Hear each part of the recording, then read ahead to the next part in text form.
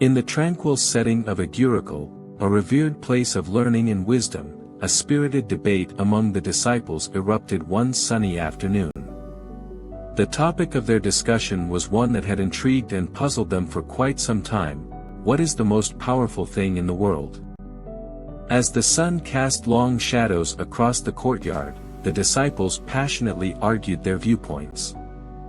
Some asserted that knowledge was the ultimate power, while others argued that wealth held the key to influence. A few disciples believed that physical strength trumped all, while others extolled the virtues of love and compassion. The debate grew heated, and it became clear that there was no consensus in sight. Frustrated and bewildered, the disciples decided to turn to their wise and respected Guruji for enlightenment. Guruji, known for his serene and composed demeanor, listened patiently as each disciple presented their perspective.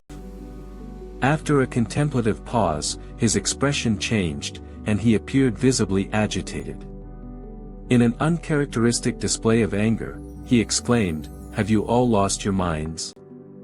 Why are you wasting your precious time on such meaningless questions?" With these words, Guruji abruptly turned and walked away from the gathering, leaving his disciples stunned and bewildered.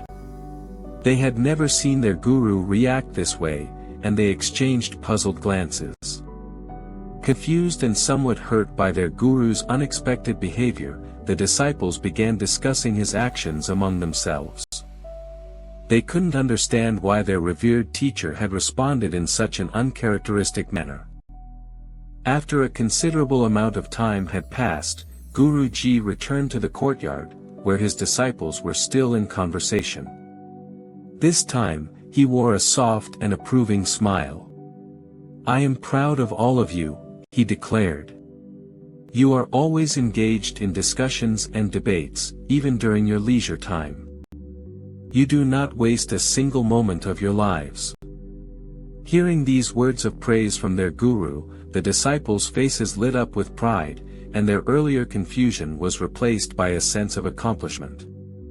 Guruji then gathered all his disciples closer and shared his wisdom. "My dear disciples," he began, "today, you may have found my behavior somewhat strange, but it was meant to answer your question. The most powerful thing in the world is speech." The disciples exchanged curious glances, eager to understand their guru's perspective. Guruji continued, "When I got angry and shouted at you for asking a question, you all became angry and criticized me. However, when I praised you, you all became happy. This demonstrates the incredible power of speech. It has the ability to transform relationships and emotions. A friend can become an enemy through words, and an enemy can become a friend. Therefore, it is crucial that each one of you uses this powerful tool, speech, with great care and mindfulness. Think before you speak, for your words have the potential to build bridges or create barriers between people." The disciples listened attentively, absorbing the profound lesson their guru had imparted.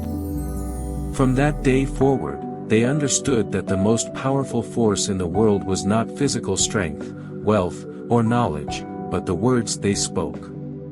They learned the importance of using speech wisely, with kindness, compassion, and understanding, for their words had the power to shape their relationships and the world around them.